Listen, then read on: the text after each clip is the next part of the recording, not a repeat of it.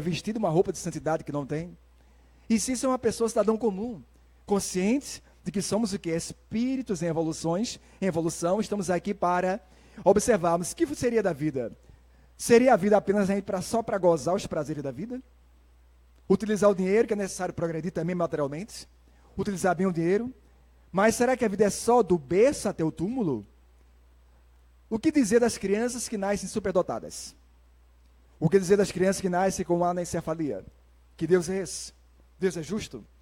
O que dizer das pessoas que vêm de tenridade com grandes talentos? Ou crianças que chegam para os seus pais e dizem, o senhor não é o meu pai, a senhora não é minha mãe. Meu pai se chama fulano de tal, leva os pais até a cidade vizinha onde ela morou na sua última reencarnação. É chamada memória extracerebral. Vamos observar então que quando Allan Kardec apresentou ao Espiritismo na face da Terra, Allan Kardec também não estava só. No Livro dos Espíritos, depois da introdução, existe uma palavra chamada prolegômenos, referente também ao prefácio. No final, tem a assinatura da equipe que assistiu espiritualmente Allan Kardec. Podem chegar em casa hoje e checar. Tem lá a assinatura de Emanuel Swedenborg, Santo Agostinho de Hipona, São Vicente de Paulo, Benjamin Franklin, Sócrates e Platão, Espírito de Verdade, etc. e etc. Allan Kardec não estava só. A sua esposa Amélie Boudet. Vamos observar então de que as obras complementares que vieram depois, por Chico Xavier, Evandro Pereira e nosso querido Divaldo Franco, são as obras de Emmanuel, de André Luiz por Chico, Manuel de Miranda e Joana de Anjos por Divaldo Franco, a de Ivone Pereira, mas foi Leon Denis, o grande orador da cidade de Tours, da França, que na obra chamada Problema do Ser, Destino da Dor, havia dito, o ser humano tem que aprender, aliás, tem que despertar para a sua grande potencialidade. Querer, saber e amar. Havia dito Jesus, vós seus deuses, podeis fazer muito mais do que eu se quiseres, que brilhe a vossa luz. Eu sou o caminho da verdade da vida. Ninguém vai ao Pai senão por mim. Eu sou o pão da vida, eu sou o bom pastor, eu vim para que tu tenhas vida, mas vida e abundância. Tem de bom ânimo.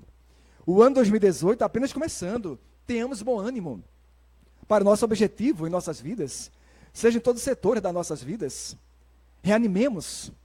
Se a transição começou, ainda de maneira dolorosa, necessária ainda, porque Deus assim permite, que peguemos a charrua do Evangelho e sigamos em frente.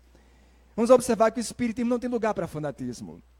Não foi à toa que a doutrina espírita chamou a atenção de William Crookes, Gabriel Delany, Alexander Zakov, Cesare Lombroso, Paul Gibier, Ernesto Bozano. Não foi à toa que mais tarde vieram o grande pai da metapsíquica, Charles Richer. Depois a parapsicologia e psicobiofísica. Mas porque Santo Agostinho havia dito que as relações, as comunicações de além-túmulo nos davam a certeza da vida futura. E eu me recordo, agora nesse exato momento, de que há uns 10 anos, ou quase 10 anos atrás, eu estava indo da aula de literatura brasileira a um colégio chamado Memorial de Olinda, lá no terminal de Casa Caiada. E era a turma do ensino médio, quando o celular havia tocado, me perguntaram, Garibaldi, aqui é da Rádio Jornal do Comércio, você poderia participar amanhã do programa de Geraldo Freire, da Rádio Jornal? Nem sequer eu sabia da existência do programa. Falei com o coordenador na época, ele havia liberado, que também era espírita, e era aquele espírita realmente, né, que gostava da doutrina. E ele conseguiu, né, liberar. Eu cheguei em casa, perguntei a alguns amigos do movimento espírita, mais próximos a mim, perguntei, olha, que programa é esse? Quem é o Geraldo Freire? Ele não tem o hábito de ouvir a rádio nessa estação, queria saber o perfil do programa. Um amigo meu, muito espirituoso, dizia, Garibaldi, olha, o programa é de primeira. Primeiro, ele vai me perguntar, vai lhe entrevistar, ele vai encostar você na parede, depois vai triturar você, até deixar o espírita realmente, se não tiver base, ali, constrangido, online. Você apenas se prepare. Aí eu fui dormir às 2h30 da madrugada, fui para a internet, pesquisei, cheguei lá, fui o primeiro a chegar. Chegando no sofá, depois chegou o padre, depois chegou um psiquiatra.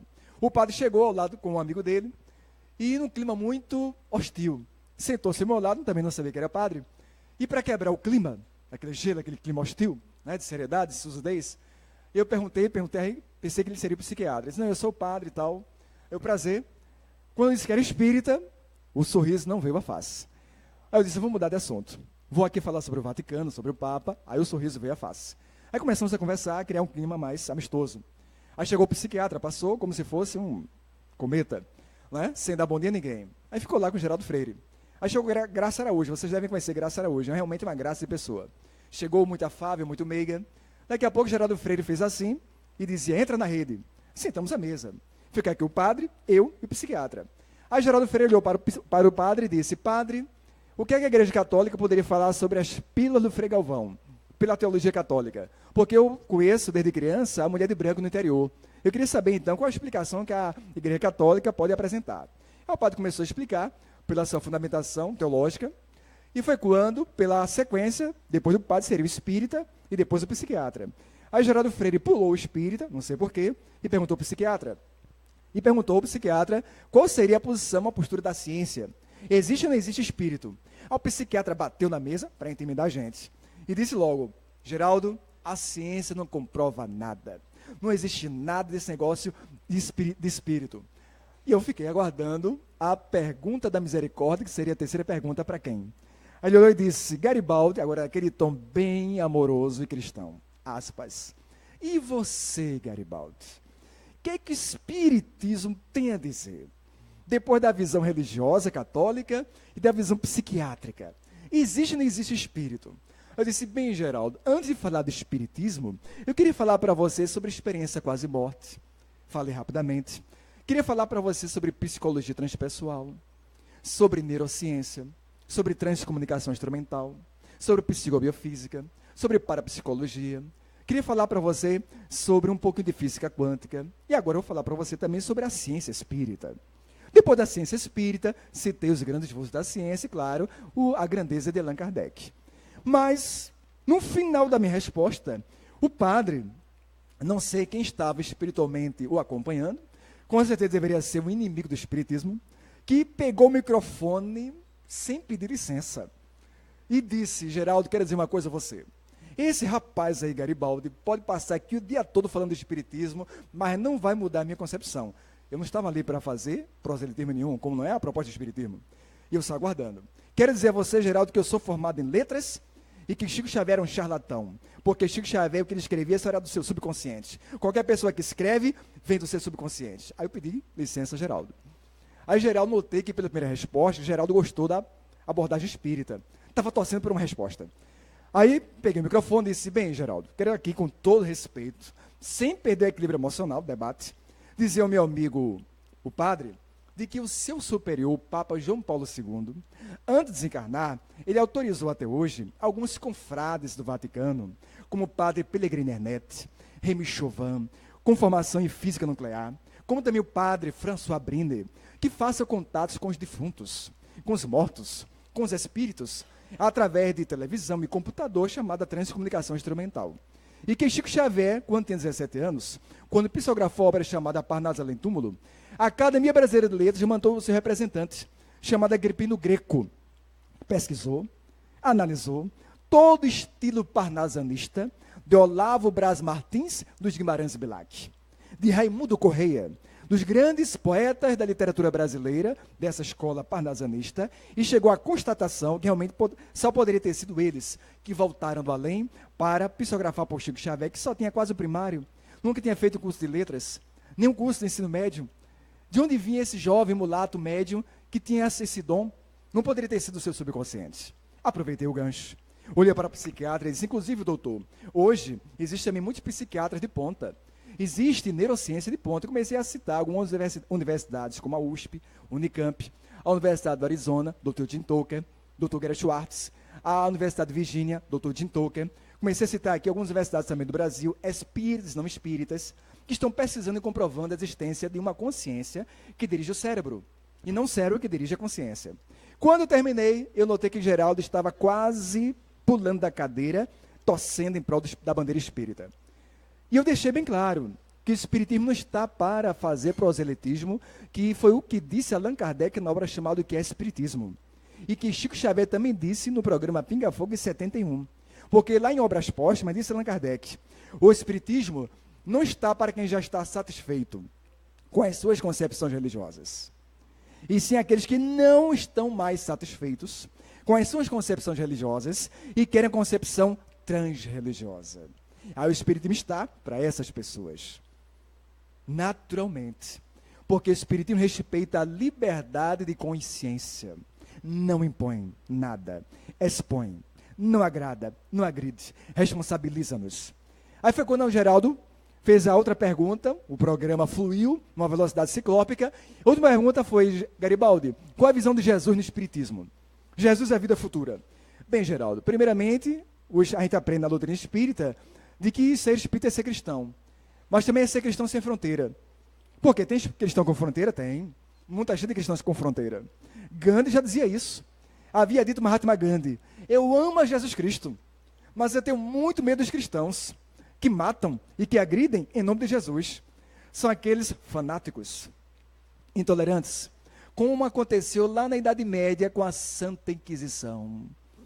Que quantos rapazes e moças com beleza física foram levados à fogueira para serem queimados vivos em praça pública. A mais célebre, a médium mais notável, a maior média audiente chamava-se Joana d'Arc. Que quando colocaram-na no tronco, depois que ela havia liderado 1.200 batalhas, sem perder nenhuma, o padre, o bispo Chinon ao seu lado, ela havia dito, dê-me o crucifixo pelo amor de Jesus Cristo. Pendura no meu pescoço. O padre e o bispo Chinon negaram-na. Ela só tinha seus 14 a 16 anos de idade. Ouvia vozes. Foi quando o camponês no meio da multidão pegou um barbante, 2 gravetos, improvisou uma cruz e colocou dentro de seu vestido. Foi quando essa jovem donzela da família do Remy, médium, deu seu último suspiro. Jesus Cristo. Eu ouço as vozes. As vozes vêm dos céus, as vozes vêm de Deus, as vozes vêm de ti.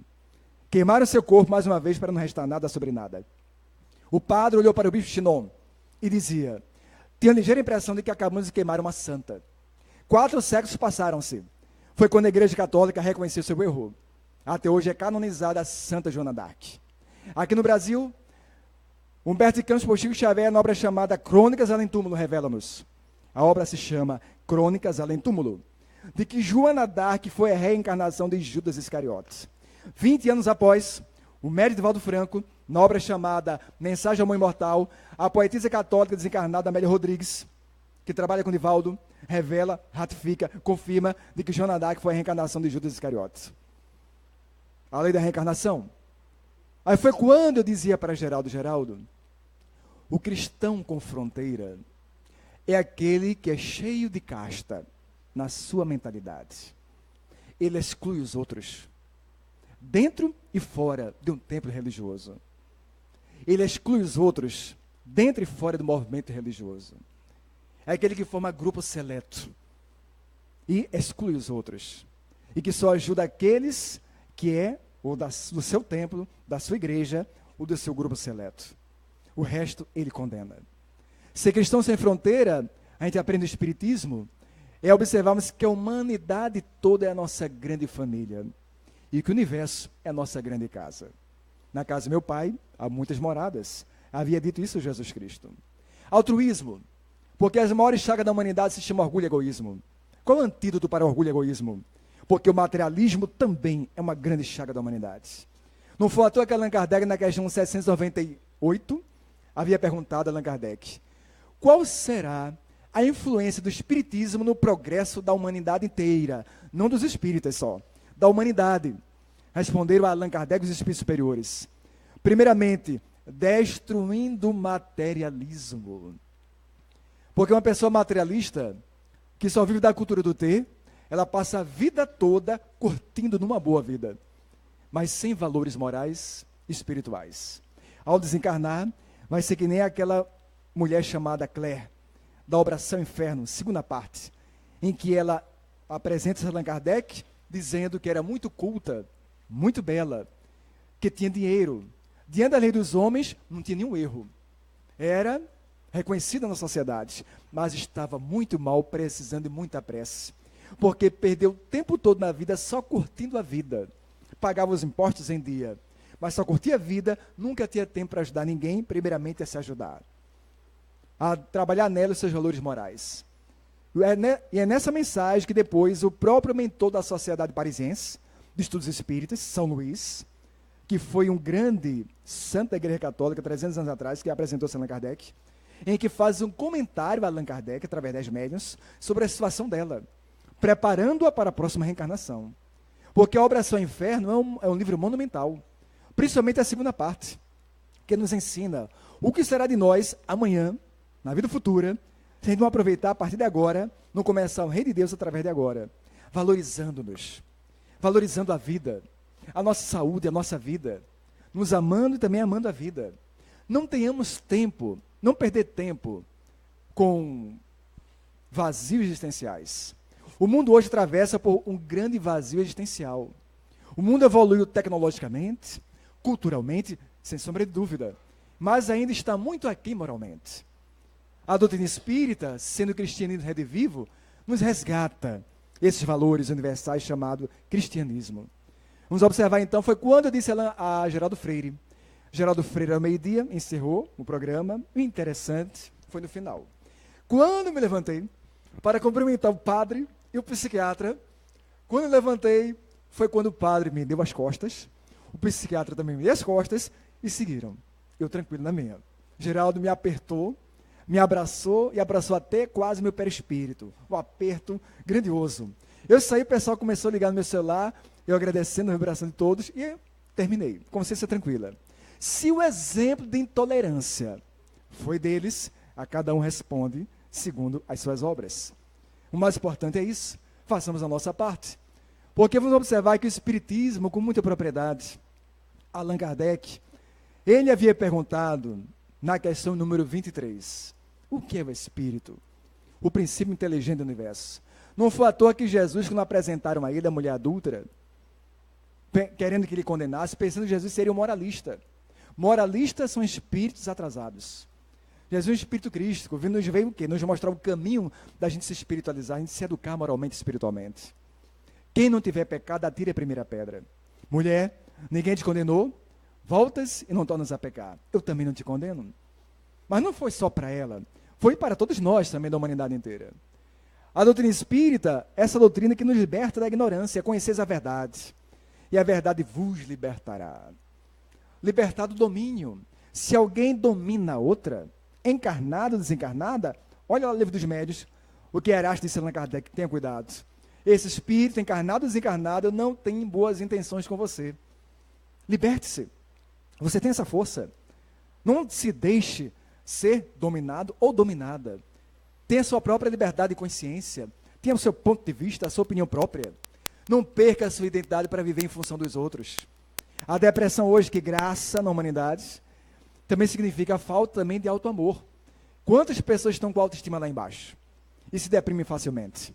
A psicóloga do além, chamada Joana de Ângeles, tem uma obra monumental chamada Jesus e o Evangelho, à luz da psicologia profunda, em que ela coloca com muita propriedade a necessidade desse auto-amor. Amar a Deus acima de todas as coisas e ao próximo como a si mesmo. Vamos observar que não foi à toa que Chico Xavier costumava dizer às pessoas em sua volta. Perguntava a Chico, Chico, você recebe de presente alguns livros. Você não tem tempo de ler. Trabalha durante o dia e noite e madrugada você psicografa dentro. Por que você recebe ainda de presente esses livros?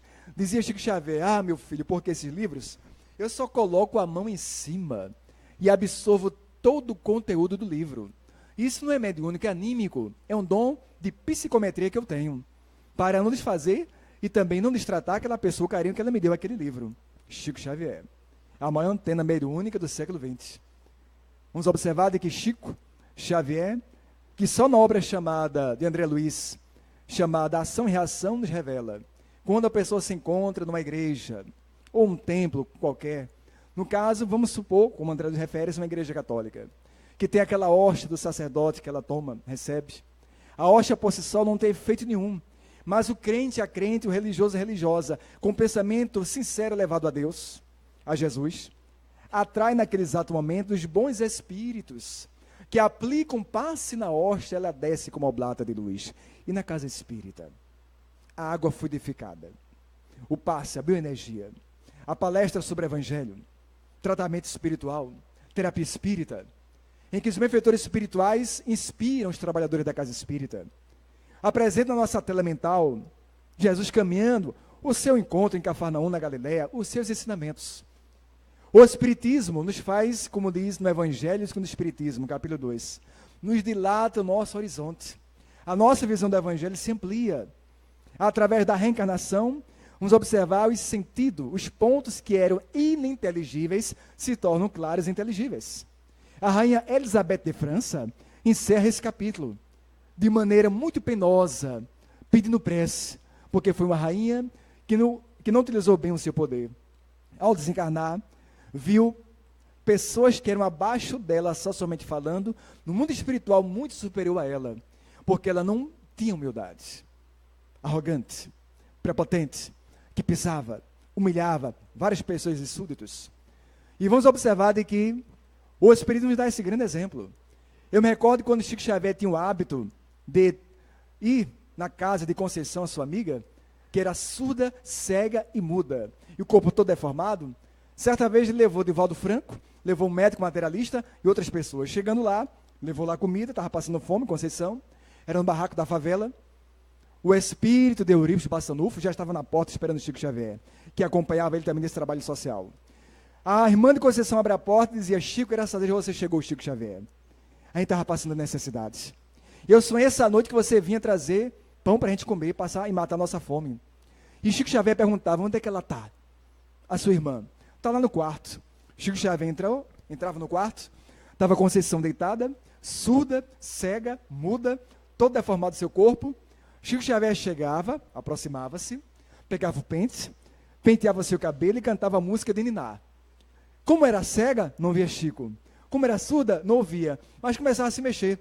Sentia a irradiação da aura de Chico e vibrava, porque Chico a envolvia. Depois de alguns meses, desencarnou. Depois de 1 ou 2 anos, Chico Xavier em Uberaba, no grupo Espírito da Prece, de repente ele vê 2 espíritos encarnados com perispírito se apresentando a ele. Chico, está lembrado de mim? Não, quem é você? Eu sou Conceição.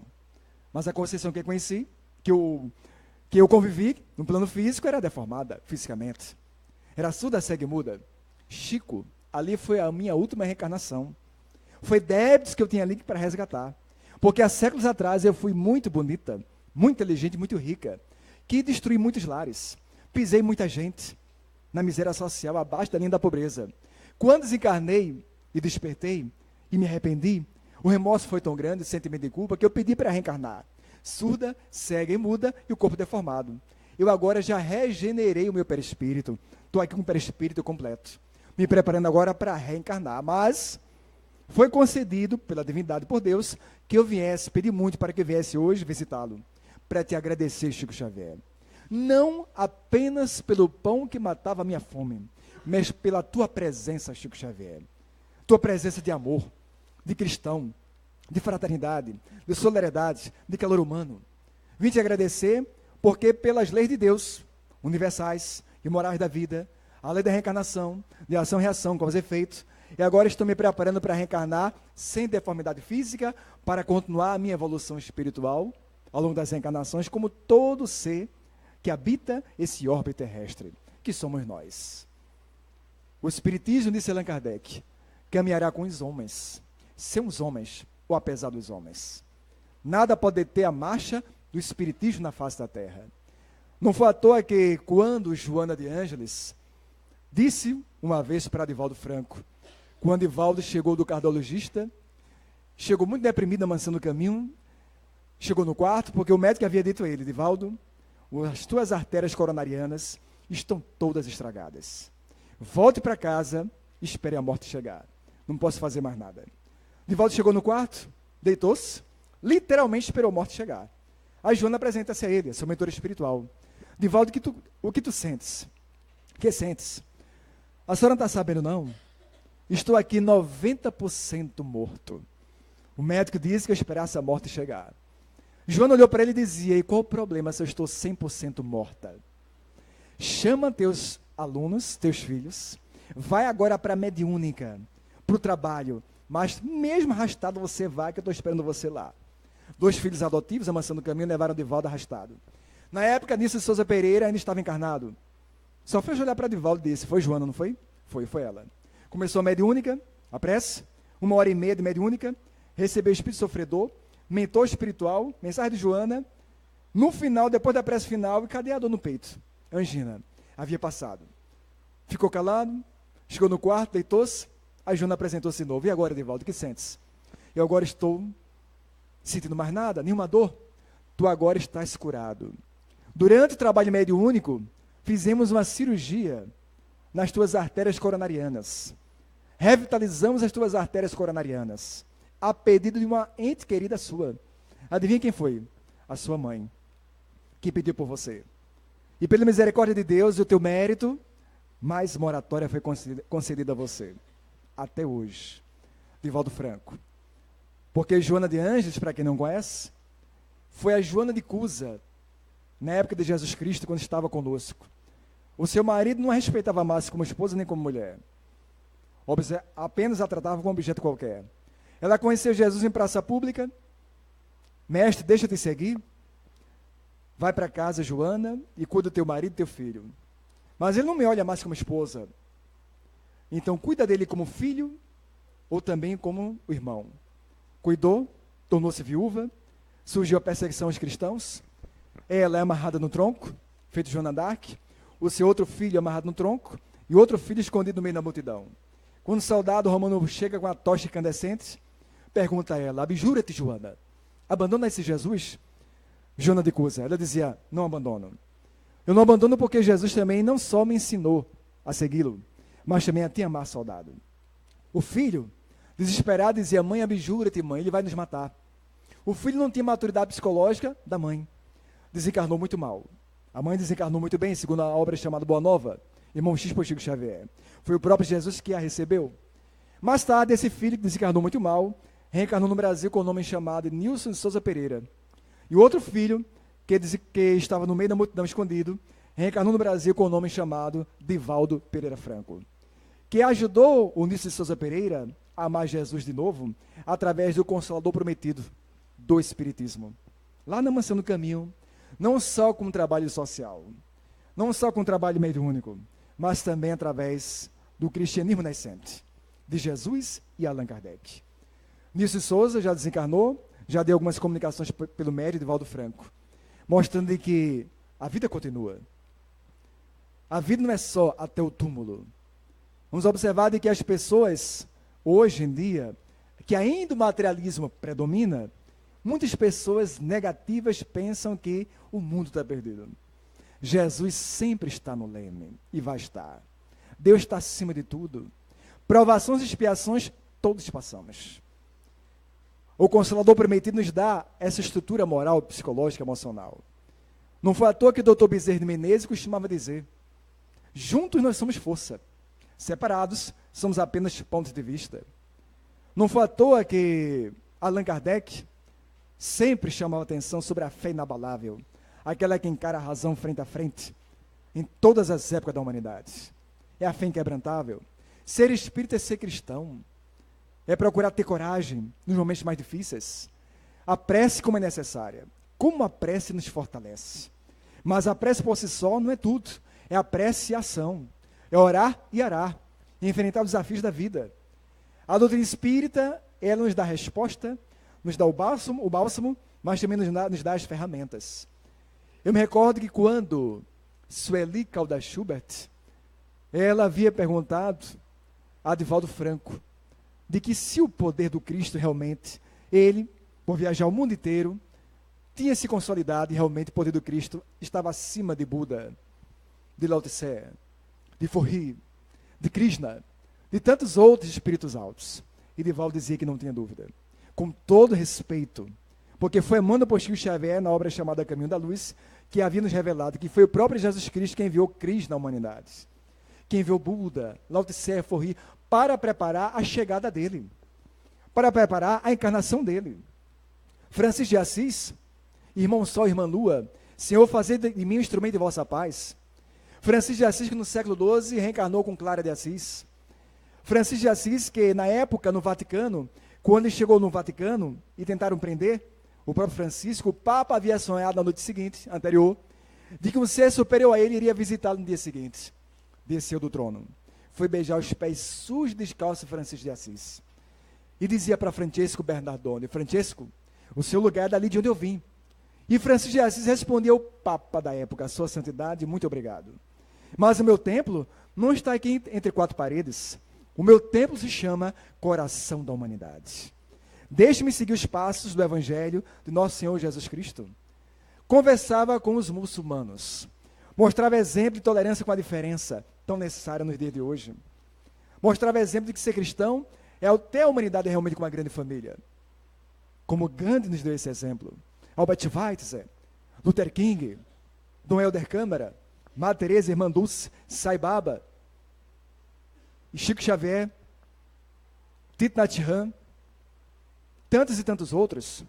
Porque não foi à toa que Sócrates havia dito, eu só sei que nada sei. Quando o ser humano diz que sabe tudo, é arrogância intelectual. Quando o ser humano diz que é um eterno aprendiz da vida, realmente conheceu a verdadeira sabedoria da vida. Porque a vida é uma grande escola. A cada reencarnação estamos aprendendo. Hierarquia cósmica. Por isso que eu me recordo, certa vez, que quando um embaixador nunca tinha tempo para brincar com seu filho com 5 anos de idade. O filho dizia, meu pai, eu quero brincar com o senhor. Ele dizia, saia da minha presença porque não suporta a sua presença. Chamou a empregada, secretária doméstica, pediu a ela uma tesoura e um mapa-mundi. Acordou todo o mapa-mundi, chamou o seu filho e dizia, agora vá para o quarto tentar montar esse quebra-cabeça. Depois de 15 minutos, chegou o seu filho dizendo, pai, eu consegui. Como é que você conseguiu? Foi simples, porque atrás do mapa-mundi havia a figura de um homem.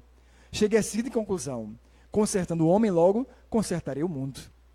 Quando cada ser humano evolui, se espiritualiza, se evangeliza, existe o efeito dominó. Porque a palavra encanta, mas o exemplo arrasta. Jesus falava no sermão das bem-aventuranças. Bem-aventurados os pacificadores, porque serão chamados filhos de Deus. Bem-aventurados os misericordiosos, os puros de coração. Bem-aventurados os aflitos, porque serão consolados. Esse poema das bem-aventuranças, o Evangelho de Jesus, disse André Luiz, por Chico Xavier, na obra chamada Mecanismo da Mediunidade, no último capítulo. O Evangelho de Jesus Cristo se trata de um código de princípios morais do universo, que a humanidade ainda desconhece. Cabe ao Espiritismo essa grande missão. Porque o Espiritismo nos dá essa visão holística universal do Evangelho do Cristo.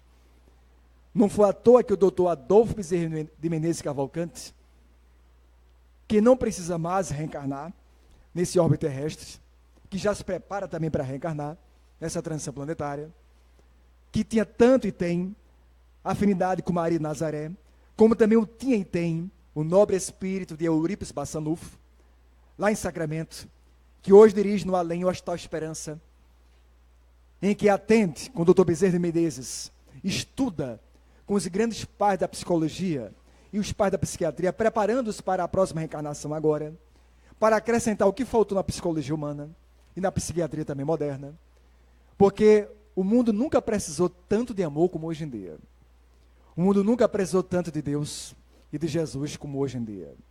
O ser humano nunca precisou de se amar como hoje em dia. A banalização está arrastando muita gente. A vulgarização, obsessões coletivas, está arrastando muita gente que não procura se espiritualizar, a guarda baixa. Porque o mundo espiritual inferior tenta, arrasta, mas é detido pelo mundo espiritual superior e as pessoas de bem também encarnadas. Allan Kardec, na obra chamada Gênese, finalizando a nossa reflexão, diz o seguinte: nunca tenhamos medo de um espírito mau, encarnado ou desencarnado. Não desafiemos o mal, mas também não tenhamos medo. Façamos o bem mais forte que o mal. O pensamento positivo sempre será mais forte que o pensamento negativo. O que acontece é que a maioria é mais ligada ao pensamento negativo, devido a essa cultura materialista.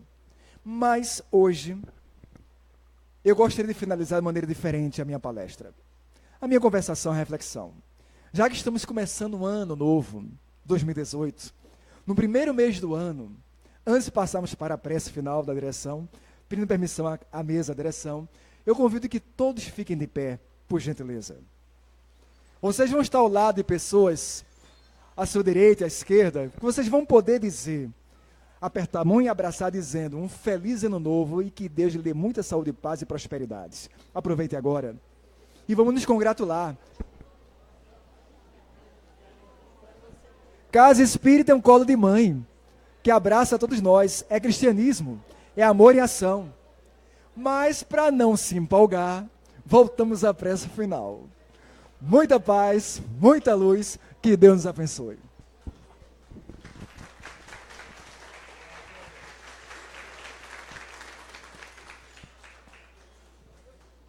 Maravilha, não é? Ouvir falar em Jesus sobre essa doutrina que nós estamos abraçando. Muito obrigada, Garibaldi. E volte outras vezes. Estamos muito felizes em recebê-lo. Gente, temos um aviso aqui sobre a pomada. Tem uma equipe aqui atrás. Quem tiver disposição, boa vontade, de vir ajudar amanhã e no sábado a limpeza da casa para a lavagem dos potinhos para a fabricação da pomada. Então, quem puder amanhã vir comparecer aqui, dá o nome aqui ao pessoal. Kátia e Cláudia estão ali com a equipe para pegar o nome para a gente fazer uma linda faxina para poder começarmos o trabalho da nossa pomada Vovô Pedro, tá certo? Então, vamos agora à prece final. Fabiano.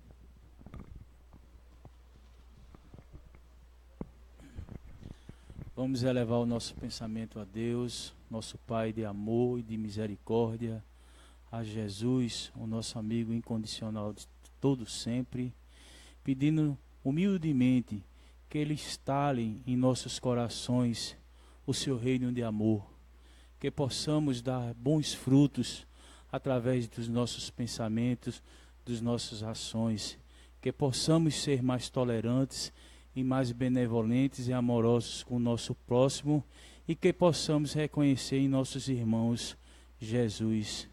Sendo assim, pedimos que Deus nos abençoe, que Jesus nos ilumine e que Maria de Nazaré nos envolva no seu infinito amor. Passo a palavra à nossa irmã Rita para que dê finalizado os trabalhos de hoje. Em nome de Deus, com o coração agradecido, em nome de Maria e da espiritualidade amiga que dirige essa casa, damos por encerrado um trabalho desejando a todos um feliz retorno. Gente, quem puder, por favor, dá o nome aqui atrás, tá certo?